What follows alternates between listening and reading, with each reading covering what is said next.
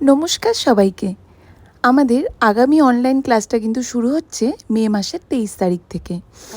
তোমাদের বলে রাখি, তোমরা অনেকেই যারা আগের ক্লাসটায় মানে 7 নাম্বার ক্লাসটায় যারা ক্লাস করতে চেয়েছিলে, তবে সিট অ্যাভেলেবেল না থাকার জন্য ক্লাসটা করতে পারোনি, তাদেরকে বলছি যে তারা যদি ক্লাসটা করতে চাও, তোমরা কিন্তু অলরেডি সিট বুকিং করে নাও, কেননা সিট বুকিং কিন্তু শুরু হয়ে গেছে। এবার আসি, তোমাদের অনেকেরই একটা প্রশ্ন থাকে, সেই প্রশ্নটা নিয়ে অনেকেই আমায় জিজ্ঞেস করো যে দিদি, অনলাইন ক্লাসে কি কোনোভাবেই এই কাজগুলো শেখা সম্ভব? সেক্ষেত্রে আমি কিন্তু বলবো হ্যাঁ, সম্ভব। কেননা যদি তোমাদের ইচ্ছে থাকে যে কাজটা শিখবো, সেক্ষেত্রে কিন্তু অনলাইন বা অফলাইনের কোনো কিন্তু ব্যাপার থাকে না।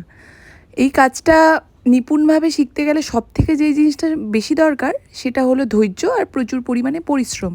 কেননা পরিশ্রম না করলে কিন্তু কোনোভাবেই কোনো কাজে সফল হওয়া সম্ভব নয়। একটা ফ্লুয়েন্টলি কলকা করতে গেলে তোমাদের প্রচুর পরিমাণে প্র্যাকটিস কিন্তু অবশ্যই করতে হবে। আমি ক্লাস করানোর সময় ঠিক তোমাদের যেইভাবে গাইড করব বা যেইভাবে আমি তোমাদের কাজগুলো প্র্যাকটিস করতে বলবো, তোমরা যদি আমার কথা মতো শুনে চলো আর সেইভাবে প্রচুর পরিমাণে প্র্যাকটিস করো, তাহলে কিন্তু কোনোভাবেই তোমাদের কাজ শিখতে কেউ কিন্তু বাধা সৃষ্টি করবে না। তার জন্য তোমাদের একটাই জিনিস মাথায় রাখতে হবে, সেটা তোমাদের প্রচুর পরিমাণে পরিশ্রম করতে হবে। আমাকে কিন্তু অনেকেই এই প্রশ্নটা করে যে তুমি কি কোনো গভর্নমেন্ট সার্টিফিকেট প্রোভাইড করো কি না? না, আসলে আমি কিন্তু কোনো সার্টিফিকেটই প্রোভাইড করি না। আমি আসলে যেইটুকু জানি আমি চেষ্টা করি আমার স্টুডেন্টদেরও সেইটুকুই শেখানোর।